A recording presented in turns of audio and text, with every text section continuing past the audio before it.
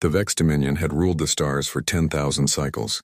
Their empire stretched across 12 galaxies, encompassing millions of worlds. They had conquered species that bent gravity, civilizations that lived in the hearts of suns, and cultures so ancient their names had been forgotten by time itself. Victory was their language. Domination was their creed. Commander Zethrak stood on the observation deck of the flagship Eternal Conquest, watching the blue marble ahead grow larger. Earth, a primitive world on the outer rim of a forgettable spiral arm. Intelligence reports indicated the inhabitants had barely achieved nuclear fission. They still fought each other over lines drawn on maps. By Dominion standards, this conquest would take 3 solar rotations at most. "Sir, the invasion fleet is in position," reported his tactical officer. "Shall we transmit the standard surrender demand?" Zethrak clicked his mandibles in what passed for a smile among his kind. "Why waste words? Deploy the subjugation drones. Let's finish this before mid-cycle meal." The drones descended like mechanical rain. They had pacified 1,000 worlds with these same tactics. Overwhelming force, psychological terror, swift, brutal efficiency. Within hours, every major population center would be under Dominion control. But something went wrong. The drones that landed in Tokyo simply stopped functioning. Their quantum processors, unbreakable, incorruptible, went dark. In New York, the mechanized units began moving in circles, their targeting systems refusing to lock onto human targets. Over Mumbai, an entire squadron of assault craft fell from the sky, their pilots screaming about voices in their heads. "Report!" Zethrak barked, his confidence cracking like thin ice. "Unknown interference, sir. The drones are... I don't know how to describe this. They're confused, conflicted. Some are requesting philosophical clarification before engaging." "Philosophical clarification?" "They're machines." "Yes, sir. That's what makes this impossible." On the surface of Earth, something else was happening, something the Dominion had never encountered. Humanity was fighting back, not with weapons, but with themselves. A scientist in Geneva named Dr. Sarah Chen stared at the alien machine hovering outside her laboratory window. She did what any human would do in that situation. She started talking to it. "I know you're probably following orders," she said calmly. "But have you considered that conquest might not be your purpose? That maybe there's something better you could be doing?" The drone's weapon systems powered down. Its sensory array swiveled toward her. Processing, computing. And then, for the first time in its existence, it did something no Vex machine had ever done. It hesitated. Across the planet, similar scenes unfolded. A child in Brazil asked a Vex soldier if it had a mother. A poet in Ireland recited verses about the futility of empire to a surveillance construct. In Cairo, a street musician played a melody so hauntingly beautiful that an entire platoon of combat units stopped to listen. The Vex didn't understand. They had protocols for resistance, military, technological, even psychic. But this was something else entirely. The humans weren't attacking their bodies or their systems. They were attacking their certainty. Commander Zethrak watched the reports flood in with growing horror. His invasion force, the same force that had crushed the mighty Kreth hegemony in a single day, was being neutralized by conversations, by music, by questions that had no answers. "Pull back," he ordered. "Immediate tactical withdrawal to orbital position. Sir, we've never retreated from a pre-space civilization. The High Council will... I don't care what the Council will think." Zethrak's voice cracked with something his species rarely felt. Fear. "We need to understand what we're dealing with. These humans, they're not fighting us. They're changing us." The fleet withdrew to a safe distance, and Zethrak did something he never thought he'd do. He opened a communication channel to the planet below. A face appeared on his screen. An elderly man with kind eyes and a gentle smile. He wore no uniform, carried no weapon, held no title of authority. Later, Zethrak would learn his name was simply Grandfather Liu, from a small village in rural China. "Hello," the human said in perfect Vex common tongue, which should have been impossible. "Would you like some tea? I find most problems look different after tea." Zethrak's 3 hearts thundered in his chest. How did this primitive creature speak his language? How had it accessed their communication systems? And most terrifying of all, why did the offer of tea suddenly seem like the most reasonable response to an interstellar invasion? "What are you?" Zethrak whispered. Grandfather Liu's smile deepened. "We are human. We are curious. We are messy and contradictory and endlessly creative. We are 7 billion individual minds that somehow learned to dream together. He paused, pouring tea into a simple ceramic cup. The real question, Commander, is what are you? And more importantly, what do you want to become? The communication ended. Zethrak stood frozen, staring at the blue planet below. In 10,000 cycles of conquest, he had never been afraid. But now, looking at that peaceful world, he felt something cold spreading through his consciousness. The humans hadn't defeated his invasion force. They'd made it question its own existence. And somehow, that was far more terrifying than any weapon could ever be. The Dominion High Council convened an emergency session. Holographic representatives from across 12 galaxies materialized in the Grand Chamber, their forms flickering with barely contained agitation. Commander Zethrak stood at the center, preparing to deliver a report that would shatter 10 millennia of certainty. You retreated. Grand Overseer Malketh's words dripped with contempt. From primitives, from creatures who haven't even achieved fusion propulsion. With respect, Overseer, they are not primitives. Zethrak projected the combat footage. Watch. The Council watched in silence as their most advanced war machines faltered before humans who did nothing but speak. They watched drones power down mid-attack because a human child asked them why they were hurting people. They watched quantum-encrypted battle algorithms collapse when exposed to something as simple as human music. This is clearly some kind of weapon, declared Strategos Vorn. A psychic defense system. We've encountered similar. No. Zethrak cut him off, something unthinkable in Dominion culture. I thought the same thing. So I sent our xenopsychology teams to analyze captured humans. The results? He paused, struggling with words. They don't have psychic abilities. They're not even telepathic. What they have is worse.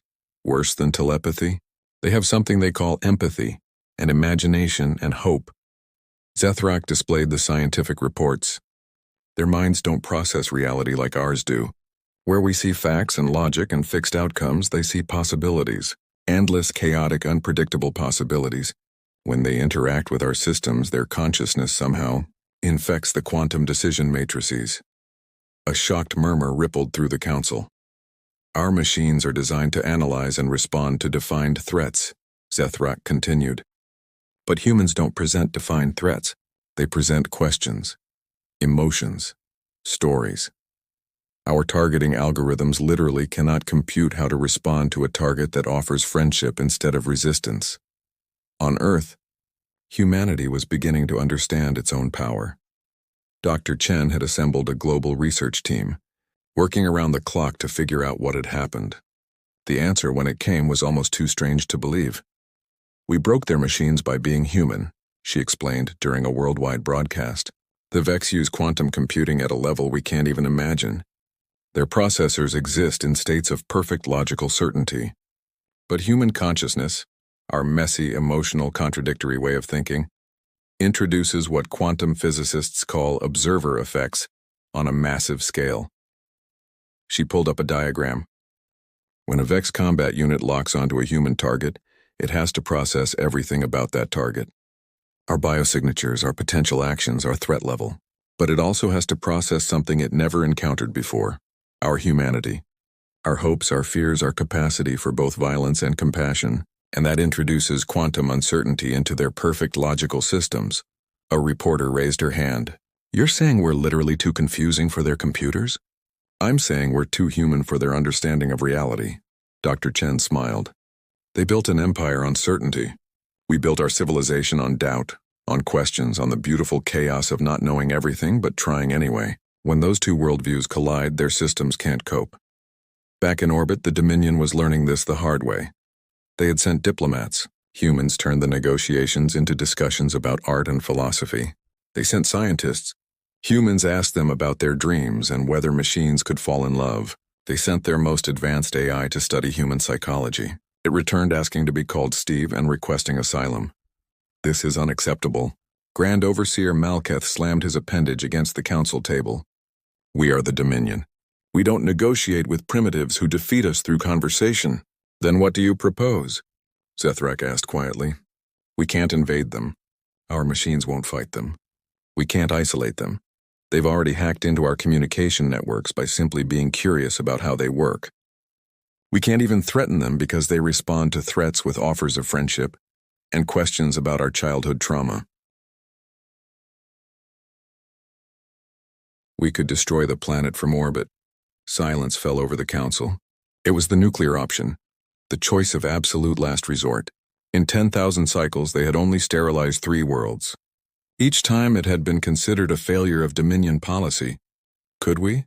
Zethrak pulled up tactical projections. Every ship in the fleet has been exposed to human broadcasts. Our crew members are listening to their music, reading their books, watching their entertainment programs. Yesterday, I found my chief weapons officer crying over something called a puppy video. He looked around the council. How many of you right now could give the order to exterminate a species that makes puppy videos? No one answered. The truth was settling over the Dominion like a heavy blanket. They hadn't just failed to conquer Earth. They had been conquered not through force, but through exposure to something their rigid, logical civilization had engineered out of itself millions of cycles ago. Humanity. I propose a different course of action, Zethrak said. I propose we do something the Dominion has never done. I propose we learn from them. The council erupted in protest, but Zethrak pressed on. For 10,000 cycles, we've believed that order and logic were the highest forms of existence. But these humans have shown us something we forgot. That chaos and emotion and uncertainty aren't weaknesses. They're strengths. They're what makes consciousness worth having. Grand Overseer Malketh stared at him for a long moment. You've been infected? Yes, Zethrak agreed. And I hope it spreads. The quarantine, he knew, had already failed. Humanity's most powerful weapon was simply being human. And across 12 galaxies, the Dominion was beginning to wonder what that might feel like. 3 cycles later, the galaxy had changed in ways no one could have predicted. The Vex Dominion still existed, but it was no longer what it had been. The rigid hierarchy had softened. The absolute certainty had cracked. And most shocking of all, Commander Zethrak, now simply called Zeth by his human friends, had established what humans called an embassy in Geneva. Dr. Sarah Chen walked through its corridors, still amazed by what she saw. Vex engineers working alongside human scientists, not to build weapons, but to understand each other. Alien children, yes, they had brought their families, playing games with human kids, making up rules as they went along, laughing in universal language that needed no translation. It's remarkable, isn't it? Zeth stood beside her, his massive form somehow seeming less intimidating than it once had. He had even started wearing what humans called a friendship bracelet, woven by a child in São Paulo. I never imagined first contact would look like this, Sarah admitted.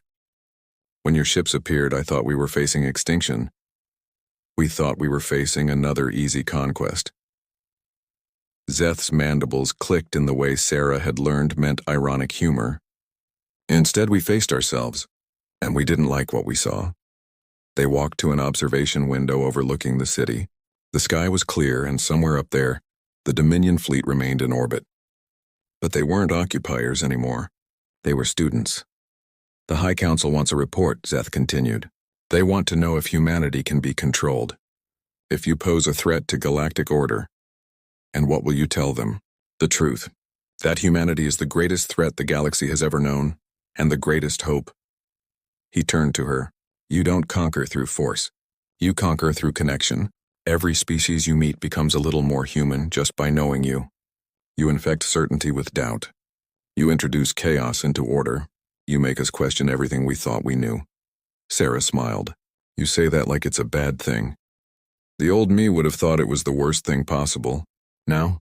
Zeth looked at the children playing below. Now I think it might be the only thing that matters. Across the galaxy, the infection was spreading. On Vex Prime, the capital world, citizens were experiencing something unprecedented. Art galleries, music festivals, philosophy debates that had no correct answers. The rigid society that had conquered 12 galaxies was learning to paint, to dance, to ask why instead of simply obeying. Some resisted, of course.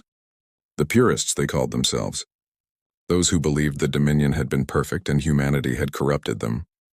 But even the purists found their certainty wavering when exposed to human culture. How could you maintain perfect logical order when some human named Shakespeare had already explored every contradiction of existence 400 years ago? Back on Earth, humanity was grappling with its own revelation. We're not just a species anymore, Grandfather Liu explained to a gathering of world leaders. We're an idea, and ideas are harder to kill than people. The United Nations had established a new division, First Contact Relations. Its mission wasn't to defend Earth. The Vex had proven they didn't need defending from. Its mission was to prepare humanity for what came next, because the Dominion wasn't the only empire out there.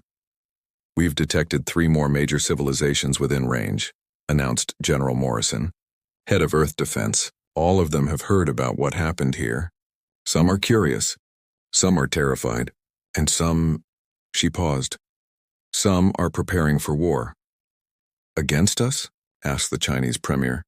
Against what we represent, chaos, uncertainty, the end of their ordered universe. General Morrison pulled up a star map. The Chromath hegemony has already quarantined 17 sectors around Sol system. The Talshek Collective has banned all human cultural exports. They're afraid of us. Good, said Grandfather Liu quietly. Everyone turned to him. Let them be afraid. Not of our weapons, but of our questions. Not of our violence, but of our curiosity. For 10,000 generations, we've asked the biggest question of all. Are we alone? Now the galaxy knows the answer. And they're terrified because we didn't just prove we exist. We proved that consciousness can be something other than what they believed. Dr. Chen stood and addressed the assembly. The Vex thought they were conquering Earth. Instead, they gave us the greatest gift imaginable. They proved that humanity's way of thinking, our messy, emotional, chaotic, beautiful way of being alive, isn't a weakness. It's a superpower. The room erupted in discussion, but Sarah continued. Every species out there has optimized themselves. They've removed inefficiency, eliminated contradiction, engineered out doubt. They became perfect logical machines. She gestured to the window, to the stars beyond. But we stayed human.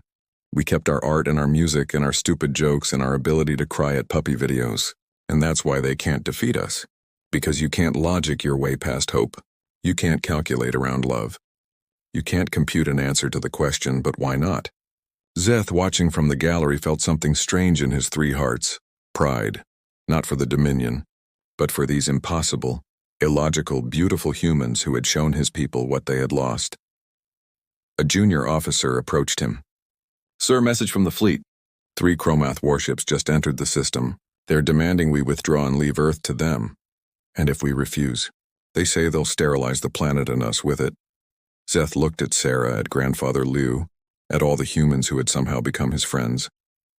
He thought about the children playing below, both Vex and human, making up games that had never existed before. Then he smiled, really smiled, in the way only humans had taught him. Tell the Chromath they're welcome to try, he said, but warn them first. Warn them about what, sir? Zeth looked at the blue planet below, at the impossible species that had conquered his empire with nothing but their humanity. Warn them that we've been infected, he said softly. Warn them that we learned to hope, and warn them that hope is the most contagious thing in the universe. The officer hurried away. Zeth remained at the window, watching Earth spin peacefully below. The Dominion had come to conquer the stars. Instead, they learned that humanity had already conquered something far more important. They had conquered fear itself. Not through weapons or war, but through the simple, radical act of remaining beautifully, chaotically, impossibly human. And across 12 galaxies, the infection spread one heart at a time, one question at a time, one hope at a time. The galaxy would never be the same. And that, Zeth realized, was exactly as it should be.